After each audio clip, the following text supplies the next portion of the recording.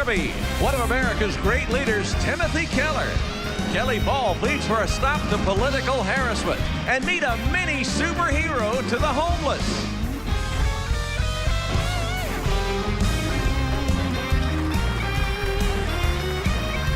That's Trey Corley in the Music City Connection. And I'm your announcer, Keith Bilbrey. And now, here's Mike Huckabee.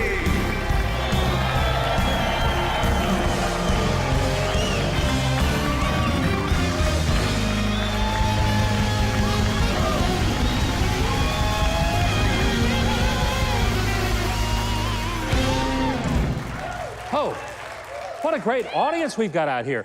And did you know what? This is the beginning of our second season.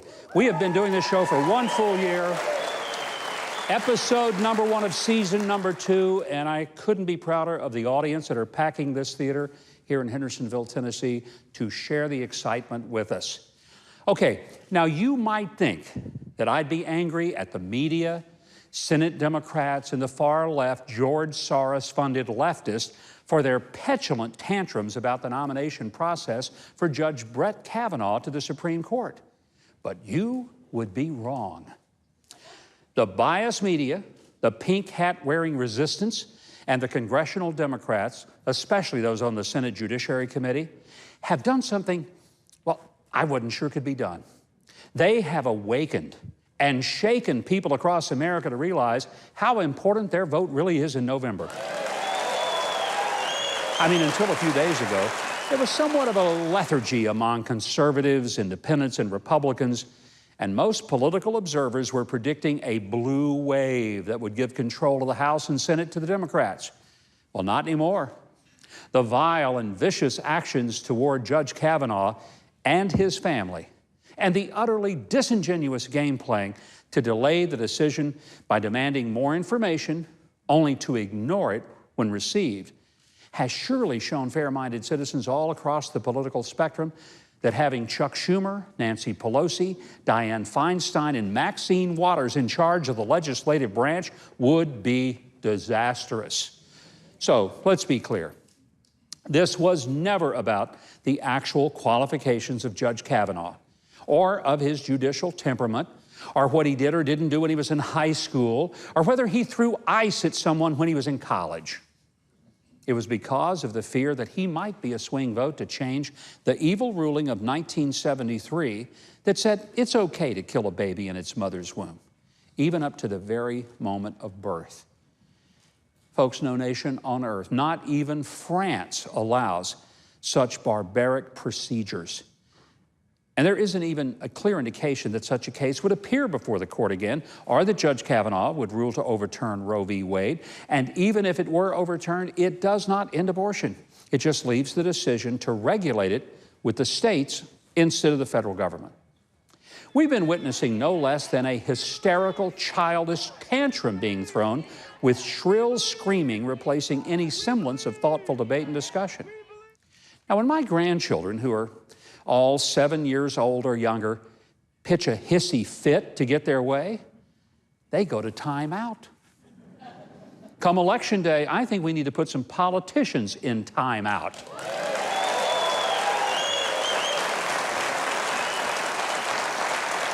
And this, I know, we certainly shouldn't elevate them to leadership in our government. The smear campaign against the judge and his family was not about protecting women. Dianne Feinstein and her colleagues actually exploited the woman who begged for confidentiality, but instead was forced to endure being publicly exposed for things that she admitted she couldn't remember as to when, where, who, or how. It's not just Judge Kavanaugh's life that's never going to be the same. Dr. Ford's won't be either. And it's been a national disgrace that should never happen again. And by the way, the best way to make sure it doesn't is for there to be some consequences for the behavior of those who shredded our constitutional principles of innocent until proven guilty, the ones about reasonable doubt, due process, and the ability to face one's accuser. This became no longer an issue of saving a Supreme Court nominee, but rather saving our constitutional republic. And step one is to make sure that the likes of Schumer, Pelosi, Feinstein, and Waters don't get their hands on the steering wheel of our government.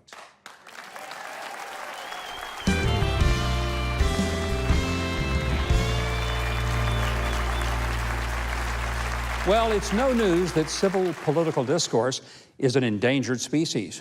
Name-calling and harassment of politicians in public have become socially acceptable, even encouraged by some senators. Much worse, threats of violence are thrown around like a tennis racket during a pro tennis match. Now, while some people may think this only affects political targets, the truth is their families are deeply affected as well. My next guest wrote a compelling letter to Senator Cory Booker. Oh, you know him as Spartacus. And she asked him to stop inciting threatening public harassment. We normally visit, as you know, with elected and appointed officials. But I think you need to hear from those who didn't seek the spotlight, but who end up in it anyway. My next guest notes how threats of violence have not just affected her husband, Senator Rand Paul, but her whole family as well. Here by way of satellite is the author of that powerful letter, Kelly Paul. Kelly, it is such a joy to have you here. You wrote a very powerful letter to Senator Cory Booker. What was really going on in your mind? Why did you write that letter? Well, earlier in the day, Rand had called me from D.C. I was home in Kentucky by myself, and he told me some very frightening news, and that was that our home address and his personal cell phone had been released onto the internet. As part of this whole doxing thing, someone had, leaked the Senate directory, which is only given to senators, and our personal home address was leaked. And so, I immediately felt very vulnerable, very alone and afraid. But I was preparing actually to come to D.C. For a criminal justice reform event, because that is an issue that Rand has worked on since he's been elected to the U.S. Senate. He's been working on criminal justice reform bills, and he's partnered with Cory Booker, with Senator Kamala Harris, and others in a bipartisan way. And it just made me feel really sad. And so I thought I would send it to Cory because we do respect him and they work together. And I understand now Cory, his office has reached out to ours, but we do have to be careful about language, especially in light of the things that Maxine Waters and others have said and what happened to Ted and Heidi Cruz. There are many unstable people out there who literally are trying to get in your face, prevent you from moving forward, screaming vitriol. When people start seeking you out in public places, you mentioned Ted and Heidi Cruz. It happened to DHS Secretary Kirstjen Nielsen. It's happened to Mitch McConnell and his wife. It happened to my daughter, for heaven's sake, where people get in their face. And this is not how it's supposed to work. You also described the pain of being the wife of a U.S. senator who was brutally, savagely attacked from behind while he was in his own yard. 6 broken ribs, 3 displaced, pneumonia twice. He was extremely, extremely injured in that attack. And I think it has been very emotional for me to go through that, not only watching Rand struggle to even breathe for close to 6 weeks and be in so much pain, but then to have people in the media who now claim that they're advocating for victims actually ridicule him and laugh. And I just found that incredibly hurtful and painful. You mentioned in the letter that you now sleep with a gun beside your bed. I mean, it has come to that, I think, for many people, that they fear that it's not that there would be some political opponent that would do something, but there are some unstable people who would be prodded into it. And we saw it at the congressional baseball practice where Steve Scalise almost lost his life because of a deranged gunman. The moment that I heard about the baseball shooting, I was actually in my house, had just woken up because I'm on Central Time, and I had a neighbor, one of my best friends from around the corner, banging on my front door to let me know that Rand was okay. He did not have his cell phone with him, and because when he escaped from the field, of course, his phone was in the dugout, and she didn't want me to hear about it on the news. So, You live in a sort of surreal world where you hear these things on the news. I do worry about Rand going back and forth to D.C. I got an email from Senator Perdue's wife, Bonnie, telling me that she and Senator Perdue had been surrounded by 4 people at the airport who basically harassed them all the way to their car. This is just frightening and completely beyond the pale. Well, it truly is. If you could just have Cory Booker in front of you, I think your letter probably said it very well. What would you love for him to say back to you? Well, I think what I would want to hear from him is that that wasn't his intention. And I believe in my heart that really wasn't. I haven't heard directly from him, but his office has reached out. And I would say back to him, I accept that. I want both sides to continue to work together. I do accept that, but I do think we all have to be very careful in this environment with really being very careful about how we use our words. I'm just so frightened that something terrible is going to happen to someone. I don't care who it is, just in the force of all of this anger and emotion. Well, Kelly, you have done all of us a favor by reminding us that it's not just the elected official who's in the spotlight, but it's the spouses, it's the children, it's the extended family that also has to endure quite a bit to be on the political stage. Thank you very, very much for joining us and being so open and candid with us tonight. Thanks so much for having me, Mike. Well, I'm sure that many of you follow Kelly's husband, Senator Rand Paul. But let me encourage you to keep up with Kelly as well on Facebook and Twitter at Kelly Ashby Paul. Well, it was just 12 months ago we set out to relaunch The Huckabee Show, bigger and better than ever, right from the heartland of America in Nashville, Tennessee. And what do you know? This show is the start of season 2. So how are we doing so far? I say, let's take a little whirlwind trip back over our first year and see some of the great people and moments that made it very special. We have completed 1 year of shows. It seems like we just got started, and frankly, we did.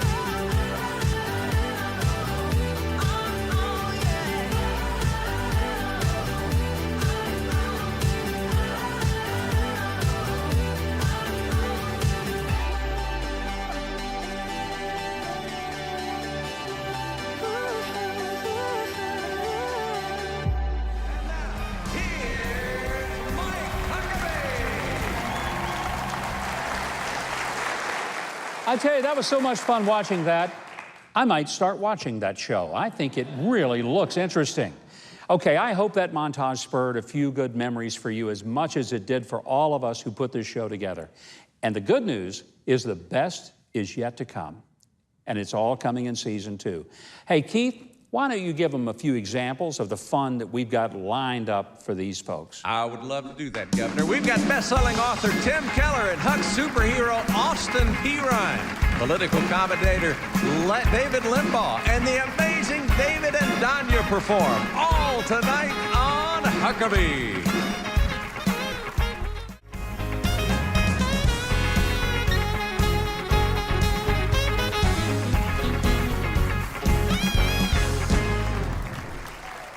Well, the host ain't much on this show, but I'll tell you, we got a great band with Trey Corley and the Music City Connection.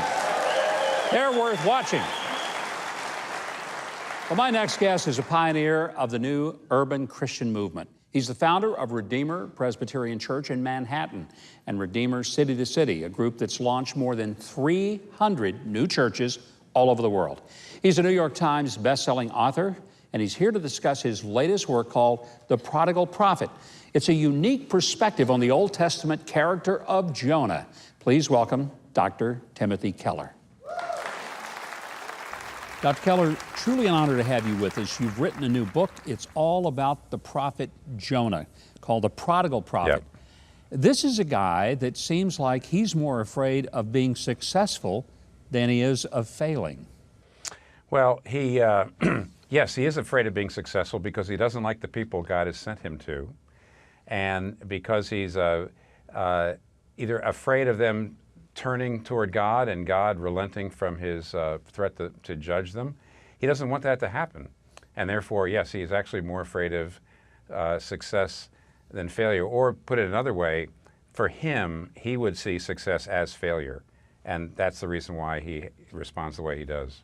Jonah has been one of my favorite characters in the Old Testament precisely because he did what God wanted him to do, but he didn't really want to do it. But he did get the job done. Right. What is the parallel for us today? Basically, Jonah went to the city and preached the city, but didn't love the city. And that wasn't good enough for God, because at the very end, he says to Jonah, how can you not love a city with 120,000 people who don't know their right hand from their left? So he's actually telling us that just to preach the word and to tell people what's true and not have love in your heart doesn't work. And God is not satisfied with that. And actually, 1 Corinthians 13 says that too.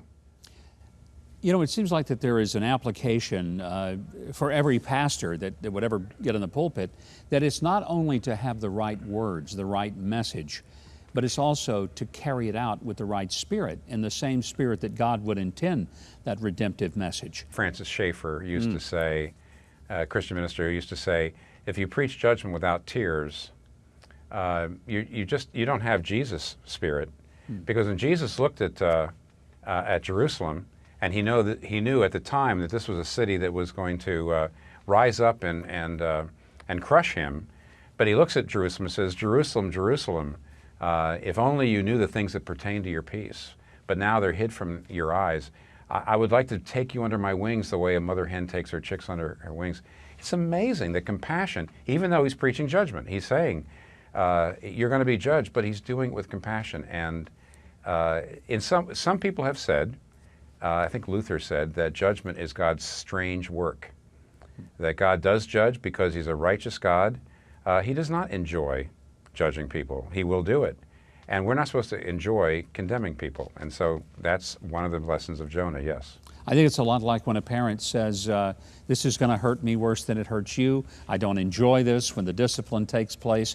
The kid never believes it, but it's really true. Right. As we become parents, we know it's true. Nobody enjoys applying discipline. If they do, there's something really sick and evil about them. I would say most parents, very few parents, enjoy disciplining their children. But I do think, I'm afraid, there's too many preachers and Christians who do enjoy condemning people.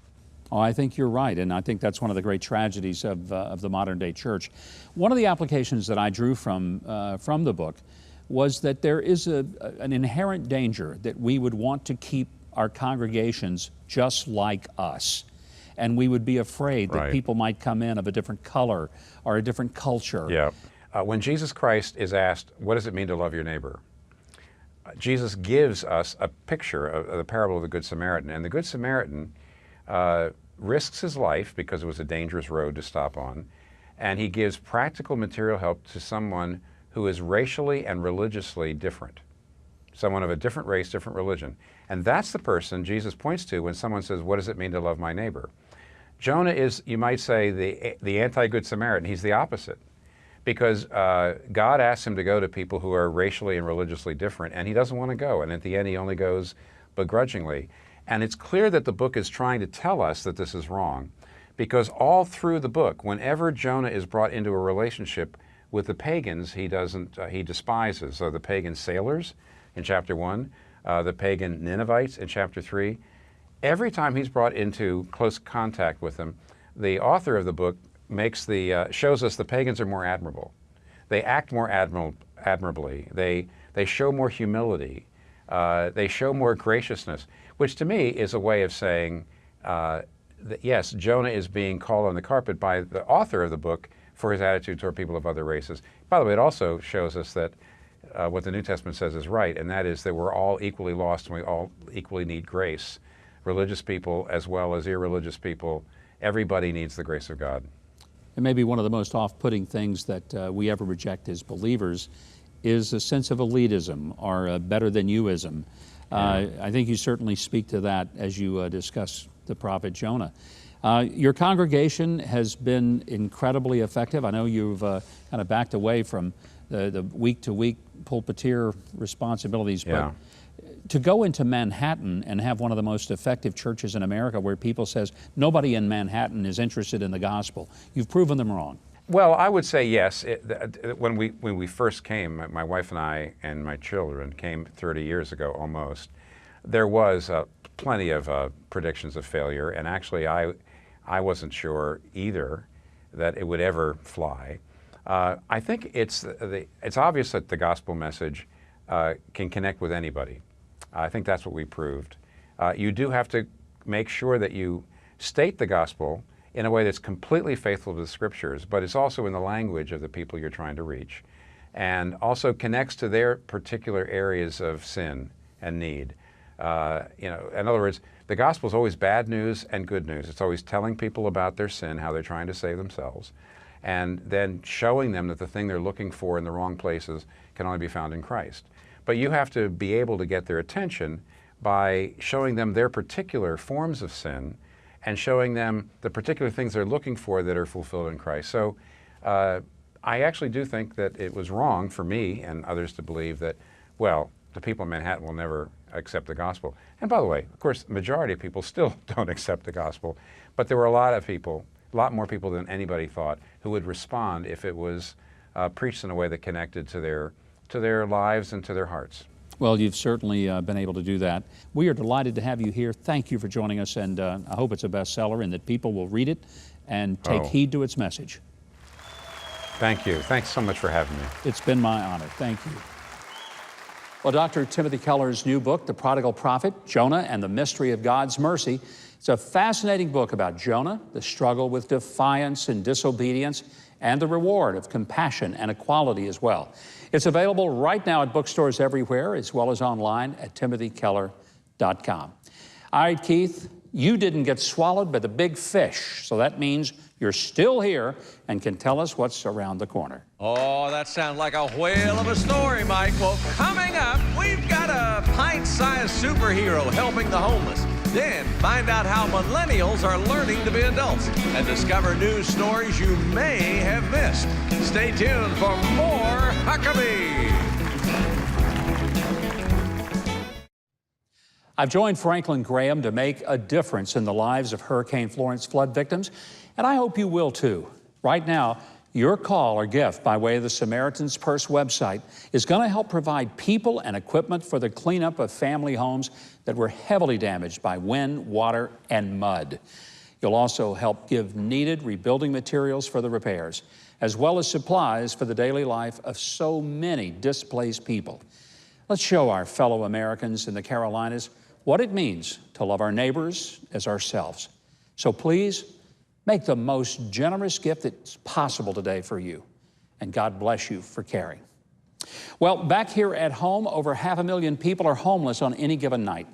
And while there are services to assist the homeless across the country, there's one special young man who's seeking to show love through what he presents in his very special, supercharged hands. And that's why he is this week's Huck's Hero.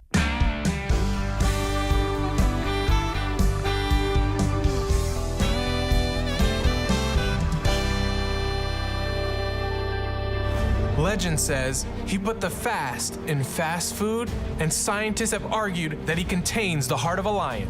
He also has the power to put a smile on every face he comes in contact with. Excuse me, it's President Austin down here.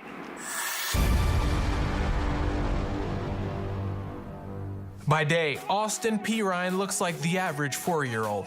But about once a week, an astounding transformation occurs. He's a superhero with a mission to change the world.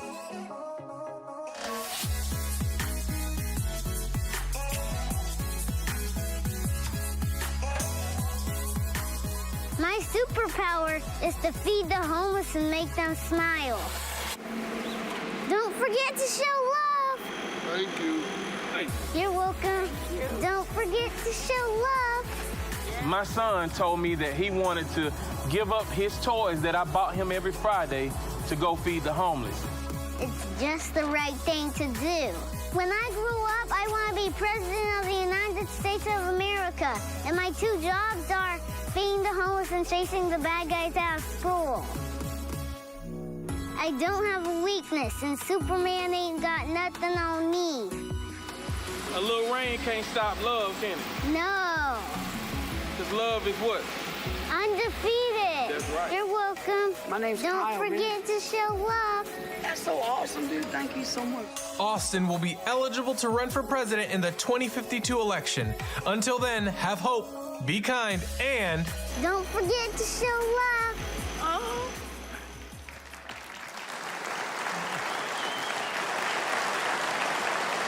How can you not love that kid? What a wonderful Huck's hero. I'm so proud that we had him on the show this week. And I hope you'll show young Austin some love by visiting his webpage at PresidentAustin.org. I love it. I mean, he's already running for president, for heaven's sakes. I'm going to talk to him. I don't think he understands what he's getting into. He just needs to give sandwiches out. It's much, much better. Also, you can follow his multi-city tour of love and service on social media. Go to President P. Ryan. That's right, President P. Ryan. All right, my next guest may be known most for political commentary, but he has just written his 4th book on the Christian faith. It's called Jesus is Risen, Paul and the Early Church. It's an action-packed tale of joy and suffering, of shipwrecks, murder plots, countless obstacles faced by those who are spreading the word of Christ to the ancient world. Please welcome attorney, columnist, best-selling author, and good friend, David Limbaugh. David, great having you here. Appreciate it. You've written a number of books, 7 bestsellers in the New York Times list. This one, I'm sure, is destined to be on there. But this is a little different. It's the story of the Apostle Paul and the early church. I mean, in the day when politics is just dominating everything, what caused you to say, I'm going over here and I'm going to talk about the faith and those early Christians? This book is about the history of the New Testament, the church, Acts and 6 of Paul's 13 epistles. I wanted to get a sense of the history so people would get inside the mind of Paul as he was experiencing these things, and Peter and the other apostles, and the adversities they face, which are similar, by the way, to the adversities we face. And then Paul's deeply intimate personal letters to the churches to correct them and bring them back to the fold when they're being taught false gospel. And interestingly, although Paul probably knew he was inspired by the Holy Spirit, little did he know that these letters would become New Testament scripture that would benefit literally billions of people down through the ages, including us. One of the things I think is most striking about the book is that you do make the application. Because a lot of people who read the Bible, they say, that's great, but that's 2,000 years ago. It has nothing to do with us today. You draw the parallel that there are lessons from the first century that we need to be learning today. What are some of those lessons? Well, for one thing, the Christian worldview teaches that human nature doesn't change. We're fallen people. We are sinners. We can't save ourselves. The law is God's perfect law, but it doesn't help to save us. We can only be saved by faith in Jesus Christ. And when we place our faith in Christ, His righteousness, His perfect righteousness is imputed to us.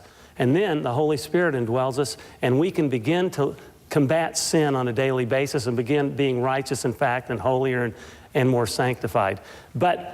So that's the same today as it was yesterday. But also facing the churches in those days were the false teachers. The Corinth was a hotbed of sexual immorality and false teaching and idolatry. You know, the love goddess Aphrodite. So Paul's writing these letters to these people. Don't listen to these secular pagans and the things they're trying to do to you. I gave you the real gospel. Don't let it be diluted. Today in our church we have these same kind of tensions, the false gospels, false teachers. I think some of our churches, in an effort to bring people in, conform to the culture rather than having the culture conform to the church. Your book has been endorsed by a number of people, including somebody that everybody knows, your brother, Rush Limbaugh. Yep. He had to endorse it. I mean, he's your brother. Absolutely. He had to say it was a good book. Absolutely.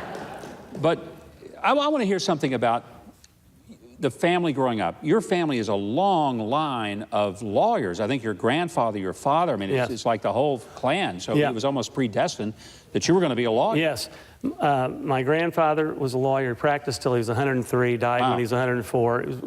Universally respected. He really was. He was a saint, unlike me and the rest of us. My dad was a lawyer. My uncle was a federal judge. His son, my cousin, is a lawyer. It's disgusting, isn't it? I always wanted to be a lawyer. I wasn't going to say that, but yes, it is disgusting. And I always wanted to be a lawyer. Rush was smarter. He knew he could make more money elsewhere, and he did. We've talked about some of the applications of the Apostle Paul's time. But there is a world in which we're living now that seems to be increasingly secular, moving away from just biblical principles upon which this country was founded.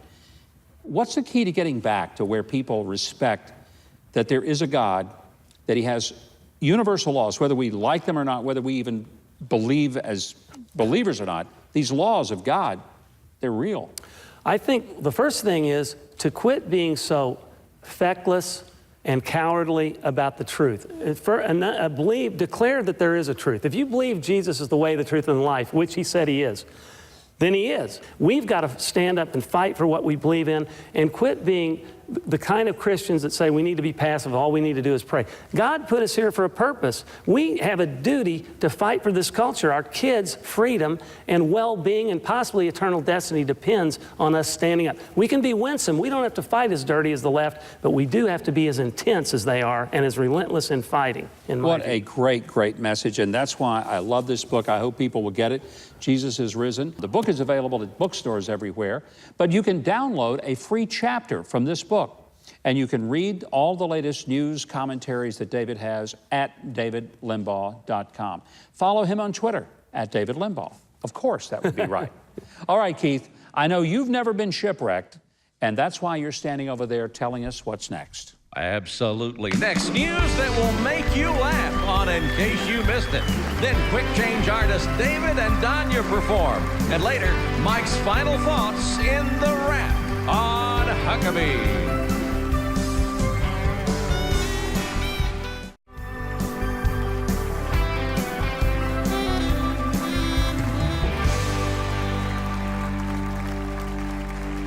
Well, this fall, what's better than the leaves changing? Well, seeing our show live, for one thing. That's even better. And be sure to visit Huckabee Tix, that's T-I-X, HuckabeeTix.tv, and get in on the fun. We look forward to seeing you right here in Music City and coming to our beautiful theater. So I hope we're going to be seeing you in our studio audience very soon. From a college banning applause to pumpkin spice items for men, we've got the stories that'll make you want to clap out loud in the segment that we call In Case You Missed It.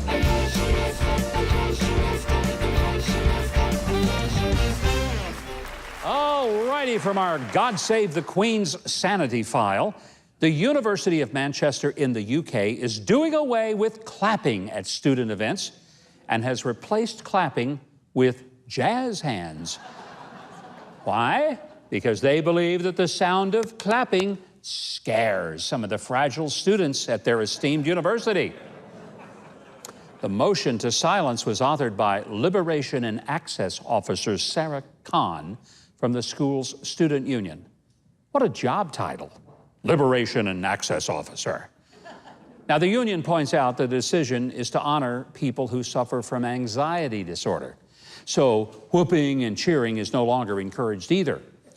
Now, it's obvious that these kids would never be able to attend an SEC football game. Heck, they couldn't handle a Little League game. A spokesperson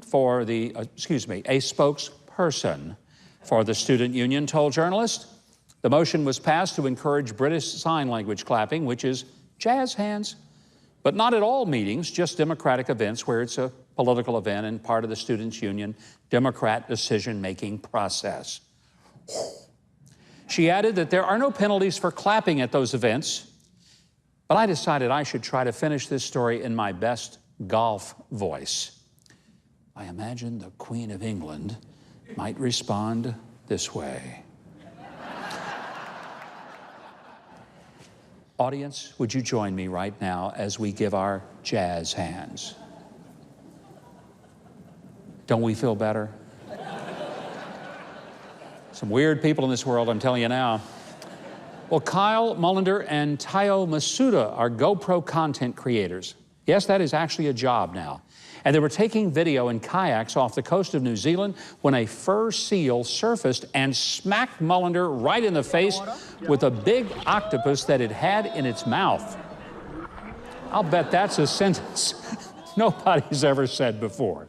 Well, Twitter erupted with jokes about being sucker punched and getting the seal of disapproval. And even asking if they will get a lawyer and sue she. So what was this shellacking with a cellophane all about? Was the seal one of those Antifa protesters? No, Mullender said he was just in the wrong place at the wrong time. No kidding. Well, at least now when someone accuses Judge Kavanaugh of throwing an octopus in his face 35 years ago, you'll know where they got the idea. And from our Taming of the Shoe file, an Italian shoe company sparked protests by marketing a line of shoes that look like ugly, cheap, beat-up sneakers held together with duct tape. The cost for these shoes, $530 a pair. I mean, I guess they really do believe that duct tape can fix anything. Critics accuse perfectly named Golden Goose shoes of glorifying poverty. Nah. I mean, it's more like exploiting stupidity. But they're hardly alone. The Balenciaga Design House is offering a skirt that looks like a car's floor mat, and it's just $2,000. I mean, you can't get floor mats that look like a skirt, right? What's the fashion world coming to? And in other news, the House of Huckabee has come out with a line of dirty clothes and smelly sneakers that look like grandkid stuff, and you can get that for only $1 million. Please call me if you're interested. I might even give you an introductory discount. Finally tonight, my wife and every other woman may be going wild over pumpkin spice lattes, AKA PSLs, being back at Starbucks. But fellas, I got big news. It's time for the leaves to change and your motor oil to change too. Pumpkin Spice 10W40 is now available. You can't make this stuff up. Man, I can't wait for that cinnamon and nutmeg smell coming out of my tailpipe, can you?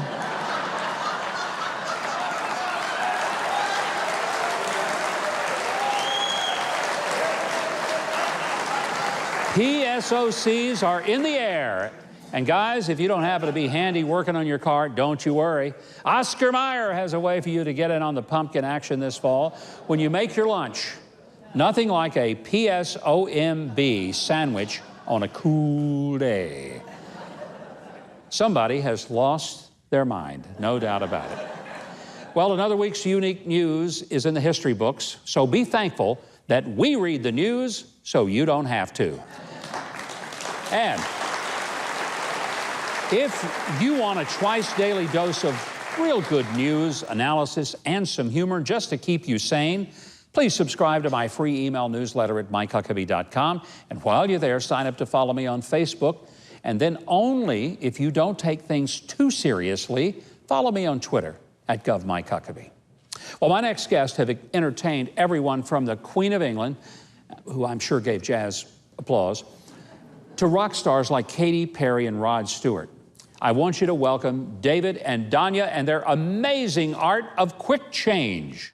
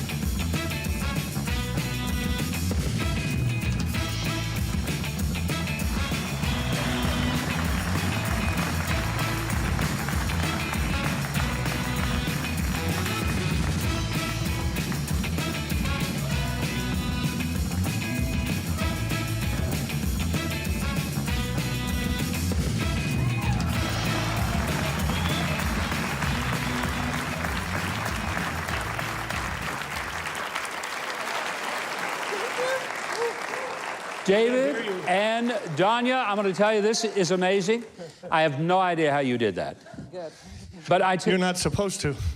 You know what? I got to be honest with you, Danya. I wish that you could teach my wife how to change clothes that fast when we're getting ready to go somewhere. Every man here is wanting... Every man wishes this. Absolutely. How did this act even come together? It's a long story. We both came from a background of entertainment. My father was a musician. My wife came from the Moscow Circus in Russia originally, and she came over to perform with the Big Apple Circus in New York City. And I was the MC, and we met, and it started with a little and progressed into what you're seeing now. Danya, I just need to clear up that there has been no Russian collusion between you and me and this show whatsoever. I don't want to get a call from Bob Mueller saying that I've been colluding with the Russians, but the collusion that you guys put together is an incredible thing. You do a lot of NBA work with the National Basketball Association? We do. We are one of the official acts of NBA basketball. In between that and collegiate events and venues like Royal Caribbean Cruise Line, we're doing several hundred shows a year. Yeah, just crazy. Yeah. You're out of breath, man. I am a little bit, yeah. I mean, this is a pretty high-energy act, and it's a lot of fun for us to watch. I mean, I always am amazed when I see things that are, to me, beyond the scope of my ability to understand how you did it. And I'm standing up here pretty close to you on stage, and I have no idea. Well, no idea at all. I guess we did it right. Yeah, you did. But have you ever had a moment where it didn't work? We've been on so many shows, and they ask us that an awful lot. Yeah. We've had little bits of errors here and there that we would know something about that the audience would never know, but thank God, no, we've never had a major... See, my great fear was I would be in that moment, and somehow the clothes wouldn't change, and I'd be standing there in Fruit of the Loom or something like that, and I'm thinking, that could be, as Popeye would say, embarrassing. Too, and thanks for reminding me. Yeah, there you go. How many shows a year do you guys do? Hundreds. Hundreds of shows, yeah. We're on the road basically 11 months out of the year. Pretty much so. Well, it's absolutely phenomenal. We're so happy to have you here. It is a joy to be able to see this incredible entertainment and to learn more about David and Danya and to book their amazing talents for your next event. Go to their website, costumechange.com. That's costumechange.com. Keith, these guys change costumes more than Democrats change their mind on why they don't want Brett Kavanaugh to be on the Supreme Court. But I think we ought to check in on some of the other changes that we have coming up right here on our show. Well, I'm solid on this. Coming up, millennial Josh Burnett is out to teach his peers how to survive in life. And Mike's got some important thoughts on Iran and the United Nations on the rant. More Huckabee is on the way.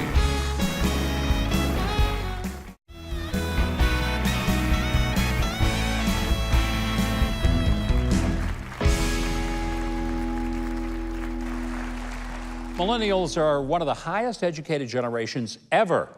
And while they hold degrees in high numbers, they are facing a serious need for some practical life skills, like how to land a job, handle a bank account, and obtain their own housing and transportation, just for starters. A few weeks back, I sat down to talk with Josh Burnett, a millennial himself, and he's also the co-author of a wonderful book. It's called Adulting 101. Josh, do you think that millennials are missing the whole idea of just how to live? I think that there is a large disconnect between what they're learning at home and at school and the resources that they need to successfully engage in adulthood. And honestly, that was the premise of Adulting 101 and why we wanted to write it. It's to equip students for life after school. Now, you saw this as an employer. You were hiring a lot of young people to work in your Chick-fil-A restaurant.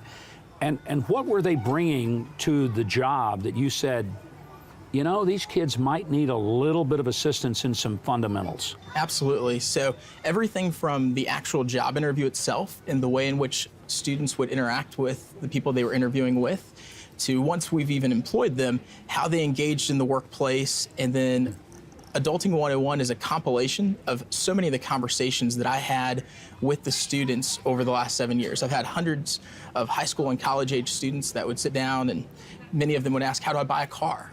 A lot of tactical life skills that were not taught either at home or at school. Where's the breakdown? Is it because so many kids are growing up with maybe broken homes and the parents just don't have the time or think about what these kids need? I think it starts in the home.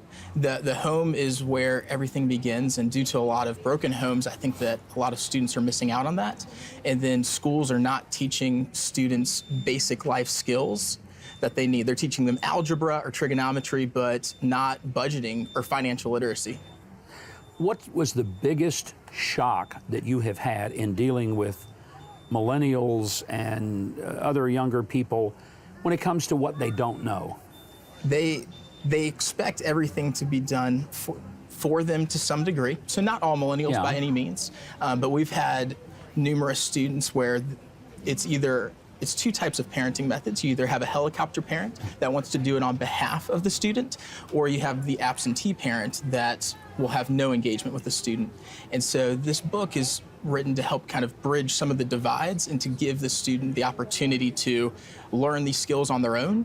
Is this book written primarily for the millennial or for the parents of the millennials? And it's really intended for the millennial. We cover topics ranging from budgeting and buying a car to time management. For so many students that get into the workforce, this is the first time they have unstructured time.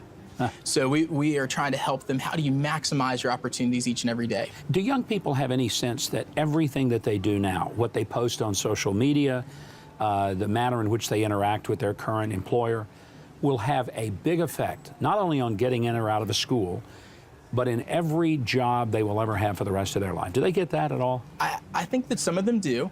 Some of the more mature ones do, but oftentimes they don't realize the wake that they're leaving behind each and every day. They impact and engage with employers, with peers, and I don't think they really realize how important that is and how much they're learning and growing as a result of it. Josh and Peter Hardesty's book, Adulting 101, is available online at Amazon and at his website, joshburnett.com. I've got a few millennials in my life who might be getting a copy for their next birthday. What about you? Don't go away, folks. Coming up, Mike has found a way to make the United Nations a happy place for Americans. It's all in the wrap. Huckabee's back in 60 seconds.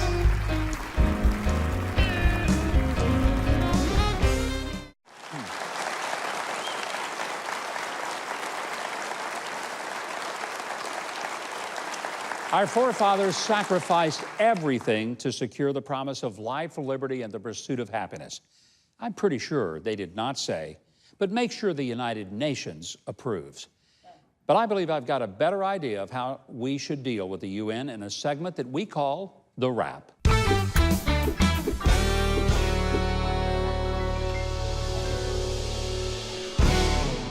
This week at the United Nations, the UN ordered the United States to lift certain Iran sanctions. The UN International Court actually ordered the United States of America to ease up on the #1 state sponsor of terrorism in the world. My first reaction was, what globalist goober thinks it can tell a sovereign nation like the U.S. what it has to do? And there are a couple of responses that I hope President Trump and Secretary of State Pompeo will give to the UN. First, tell the UN to put their order where the sun don't shine. And secondly, I think it's about time to jackhammer the UN building off Turtle Bay in New York and float the thing out into the East River and invite any nation who is sucker enough to take it to come get it and tow it home. We've been funding about 25% of the total budget for years, and for that contribution, we get disrespected and yelled at by a bunch of pipsqueak nations who trample human rights, are run by corrupt criminals that would make the mafia mob bosses look like a bunch of Sunday school teachers, and who contribute virtually nothing to the upkeep of the United Nations. The UN has become a bad joke, and for its kangaroo court to order us to do anything, hey, that's the last straw. And with straws being banned all over America, we ought to give them 6 months to find a new home. We should just give people directions to Disney's Epcot. That's where members would have to smile and treat Americans right since they pay for it. But I still think we need to tell them to put their order where the sun don't shine. And that is a wrap.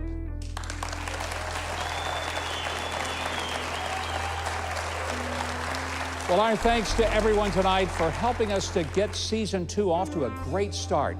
I hope you'll join us next week. We've got Michael Savage, actor Nick Searcy, singer Stephanie Owens, Dr. Linda Mental, and comedian Michael Jr. They're all here, and much more. Until then, thanks for joining us, getting our season off to a great start. Have a great weekend, good night, and God bless everyone.